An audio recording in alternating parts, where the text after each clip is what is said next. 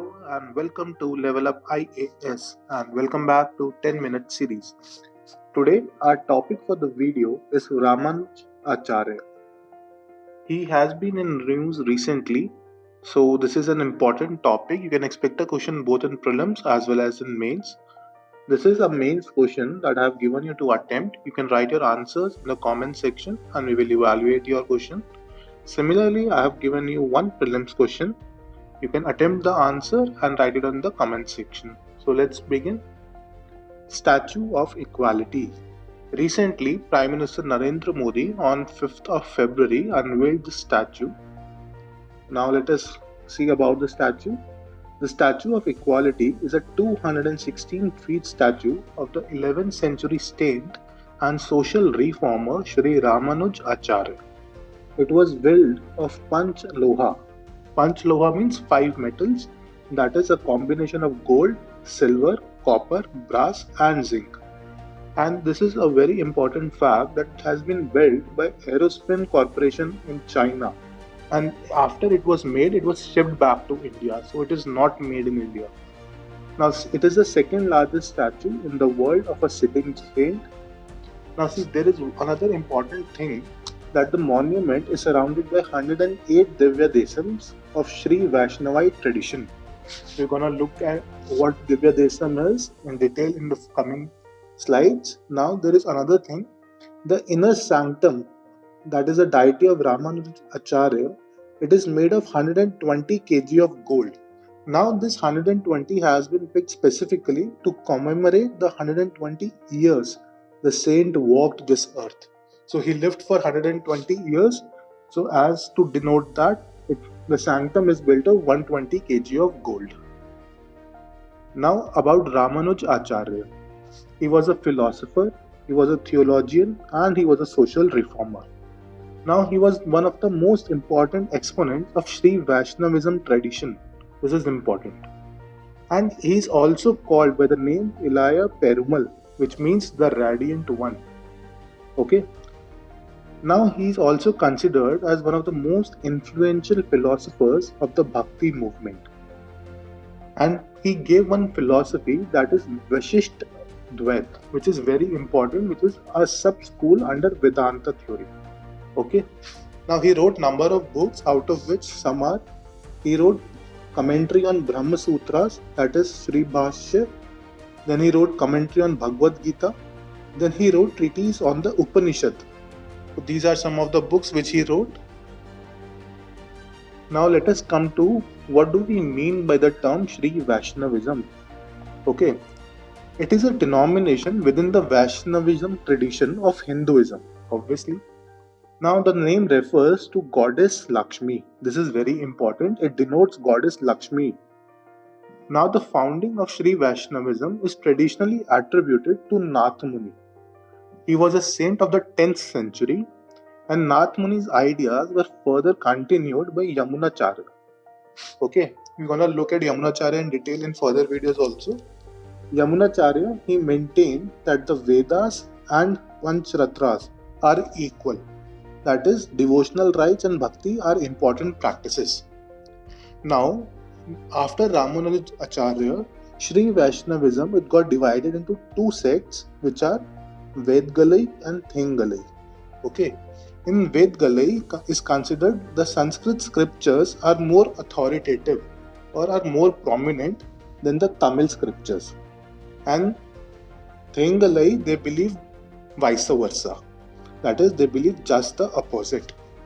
Okay. Now we talked about that the temple is built around 108 Divya Desams.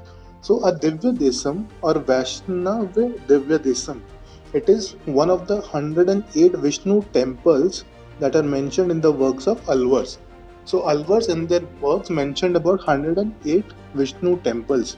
So these temples are called as Divya Desam. Okay. Now some examples are Tirumala, Srirangam, Kanchi, Ahobilam, etc. Now of the 108 temples, 105 are located in India, one is located in Nepal, and for the two, it is said they are believed to be outside the earthly realms. So they don't exist on earth. Now Muktinath, which is a Divya Desam, is located in Nepal. Okay, so the only Divya Desam which is located outside India and is located in Nepal is Muktinath. This is important, can be asked, because you can expect a question out of this in prelims this time, because Ramanujacharya is a very hot topic. Now, before Ramanujacharya, there was another person called Shankaracharya. Ramanujacharya gave the theory of Vashishta Advait and Shankaracharya gave the theory of Keval Advait. So what are the differences between the two? Let's look. Ramanuja said Sagun Brahman is the supreme reality. Sagun means which has any form. Whereas Shankara's Advait believes in Nirgun, no form.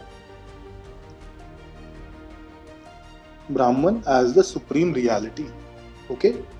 Now Ramanuj says that the world is real. Shankaracharya says the world is unreal.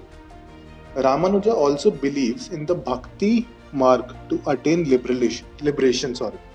Okay, Ramanuja says to attain liberation, you should believe in the bhakti. Whereas in Shankaracharya, he says Gyan marg is the only means of liberation. To attain liberation, you should have knowledge. That is what Shankaracharya says. Now, Ramanuj also says believes in Vidhe Mukti. Now, what do we mean by Vidhe Mukti? It means that liberation can only be achieved after a person is dead. Whereas, when we talk about Shankaracharya's, he says Jivan Mukti. That is, liberation can be achieved while a person is alive. So, this is a stark difference between Ramanujacharya and Shankaracharya's theories. Okay. Now, what do we mean by Vishisht Advait? Okay, which is a very prominent theory given by Ramanujacharya. So it is a non-dualistic school of Vedanta philosophy. This is the first thing. Now, second thing is the main principle of Vishisht Advait is the modification of Aham Brahmasmi. What do we mean by the term Aham Brahmasmi? It means I am the Brahma or the Lord and I am the supreme truth. Nobody is above me. Correct? Whereas Ramanujacharya said, we cannot be equal to the supreme truth. Instead, we along with the entire creation is just a part of the supreme truth. Okay, so this is a stark difference. Now, in Vishishtadvait philosophy, Brahman is eternal, but it also includes elements of plurality. This is important. The soul or the self and the material world both exist only through Brahman. Okay, this is the theory.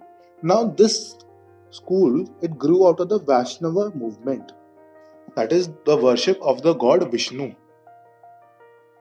Now why is it called Statue of Equality? This could be the one question that can be asked. Now because Ramanujacharya is referred to as the icon of equality. Okay, equality across castes. Now his first reform was leading the people from the lower caste into the temple of Melukot. This is important. Melukot, if you quote it in your answers, it will give you about half a mark extra. Now there is one prominent story, that is story of Periya Nambi. Now what is this story? Marani Nambi was a disciple of Yamunacharya. We heard about Yamunacharya. Now what happened was, after the death of Maraneri Nambi, he said my family will not perform the last rites of mine. So Periya Nambi performed the last rites of Maraneri Nambi. But Periya Nambi was belonging to a Brahman sect, whereas Maraneri Nambi did not belong to the Brahman, it belonged to the lower caste. So the people revolted against it. Ki how can a Brahman perform the last rites of a below category people? So they took this issue to Ramanujacharya. So Ramanujacharya asked Periya Nambi, ki why did you do that? So look at the reply what she gave. Lord Rama granted moksha to the bird Jatayu. And Maraneri Nambi is not lower in status than a bird, nor I am greater than Lord Rama. Okay, and this is something which is well appreciated by Ramanujacharya also. That is why we say He gave equality across castes. So how did he do that? We can list some examples. Inclusiveness in temple by allotting 50% of the task to non-Brahmins. This is the first thing. Second is sharing the mantras with everyone irrespective of the caste. He did not look for ki if he is a Brahmin then only I will share my mantra, otherwise I will not. This is something which he did not practice. And the only qualification to learn from him was you should be devoted and you should have an eager to learn. That's it. Nothing else. Second thing is equality across social status. This is another important thing that is said. Now think of something. When do we feel happiness with people who have same thoughts and same process? When we come together to party. And what is the major thing when we party? It is food. So what we are saying is having food with someone indicates how close you are to that person. Correct? Now eating someone else's leftover food infers that you treat the other person as an equal. You will eat somebody's leftover food only when you think he is somebody whose food I can eat. Correct? Now Ramanujacharya, he was a Brahmin, but he was desirous of having the leftover food of a great devotee from Kanchi called Kanchipurna. Though that person, Kanchipurna, he was from a lower social status. So he said, social status is not a barrier when you truly enjoy and cherish the companionship of people with a common goal. Okay, so that is how he promoted equality across social status. He even promoted equality across gender by encouraging the women and teaching them and even allowing them in the temples. Okay, that is how he promoted equality across gender. As a result, we can say Ramanujacharya is that gigantic reservoir from which all present-day schools of thought that advocate equality have flowed out as creeds, rivulets and tributaries. Correct? Now there is one famous temple called Ranganath Swami Temple. It is also known as Srirangam Temple or Thiruvarangam, and it is one of the 108, what did we learn? Divya Desams, correct? Now let's look at here. Is a Hindu temple. It is devoted to Ranganath, and there a reclining form of the Hindu deity Vishnu is present, correct? Now the temple is counted among the 108 Divya Desams which we talked about right now. And it is dedicated to Vishnu, obviously. Divya Desams is something which is dedicated to Lord Vishnu. Now the temple follows Thenkalai tradition of worship. This is important. Thenkalai tradition of worship. This can be directly asked in your prelims exam. And it is one of the most illustrious Vaishnava temples in South India, which is rich in legend and history. Now it is said that Ramanuja spent 80 of his 120 years at this temple. And for 20 years out of that 80 years, he was the chief priest of this temple. Okay, so that is why this temple, Ranganath Swami, is important for your prelims. Now there are different schools of Vedanta. The first is Kevala Dvait, which we studied, in which we have studied what Shankaracharya preached. Then we came to Vishishta Dvait of Ramanujacharya. Now see, there are some other things called Dvaita Dvait, Dvait and Shuddha Advait. These are given by Nimbarkacharya, Madhavacharya and Vallabhacharya. Okay, so we're gonna have Shankaracharya, Nimbarkacharya, Madhavacharya and Vallabhacharya in separate videos because we feel that this is a very important topic and you can expect a question.